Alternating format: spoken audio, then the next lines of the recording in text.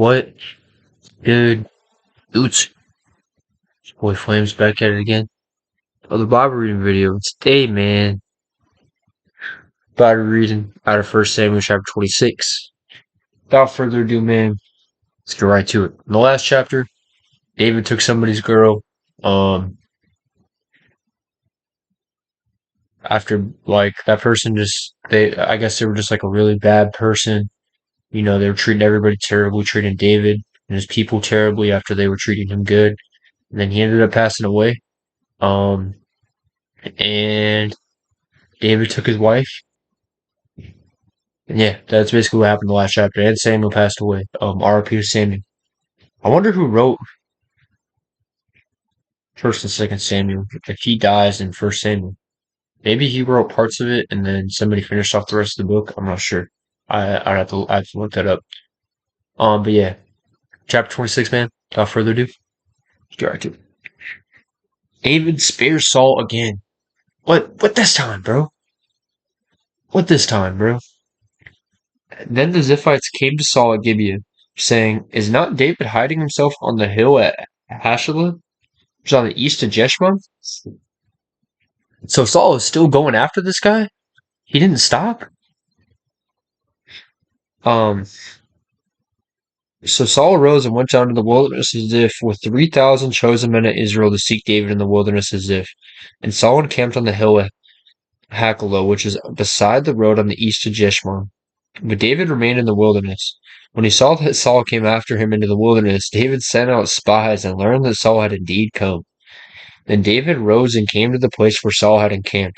And David saw the place where Saul lay, with Abner the son of Ner, the commander of his army. Saul was lying within the encampment, while the army was encamped around him. Then David said to Ahimelech the Hittite, and to Joab's brother Abishai the son of Zerah, "Who will go down with me into the camp of Saul?" And Abishai said, "I will go down with you." So David and Abishai went to the army by night, and there lay Saul sleeping within the encampment, with his spear stuck in the ground at his head, and Abner and the army lay around him. And then Abishai said to David, "God has given your enemy into your hand this day. Now please let me pin him to the earth with one stroke of the spear, and I will not strike him twice." So David said to Abishai, "Do not destroy him, for who can put out his hand against the Lord's anointed and be guiltless?" And David said, "As the Lord lives, the Lord will strike him, or his day will come to die, or he shall go down into battle and perish." So what David's saying is, like, if it's God's will for him to die, he'll die. I don't need to force my hand. I don't want the trouble of killing the king of Israel, even though he's corrupt, yeah.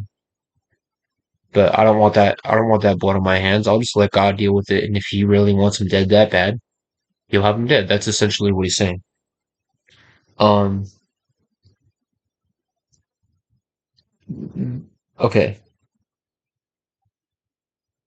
"But take now the spear that is at his head in the jar of water, and let us go." So David took the spear and the jar of water from Saul's head, and they went away.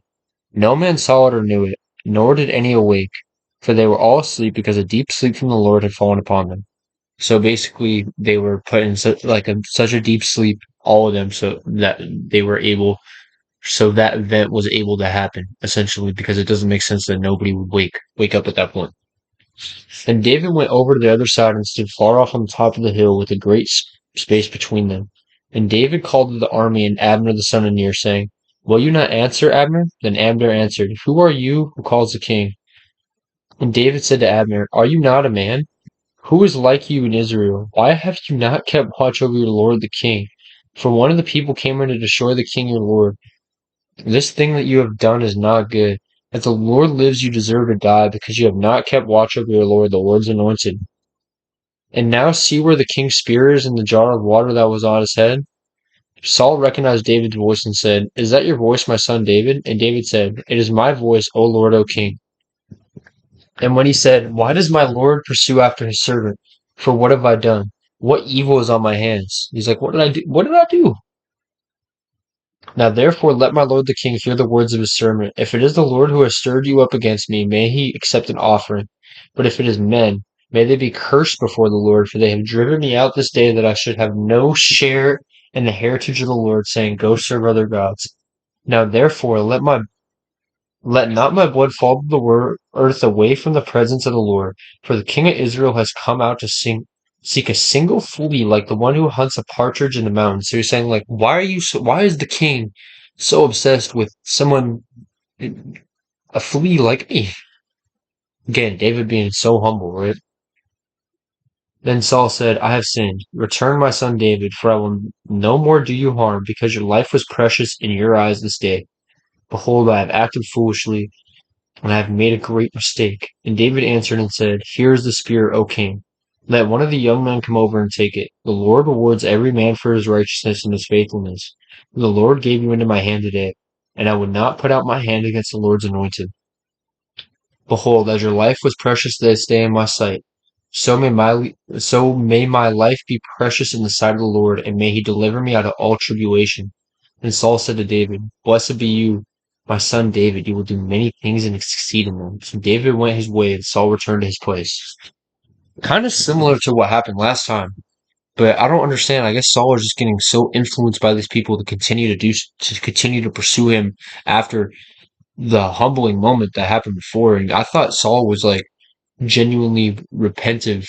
And that's what it seemed like, but hopefully this time is the last time. But David is very, very wise. I have a lot of respect for him. It's really, really cool. Really, really cool person. But yeah, it's the end of this chapter. We'll read the next two chapters tomorrow. Um, we're almost done with this book. There's only 31 chapters. We got 5 left. So yeah, appreciate y'all for watching. Thank y'all so much. And I'm gonna catch y'all tomorrow. Peace.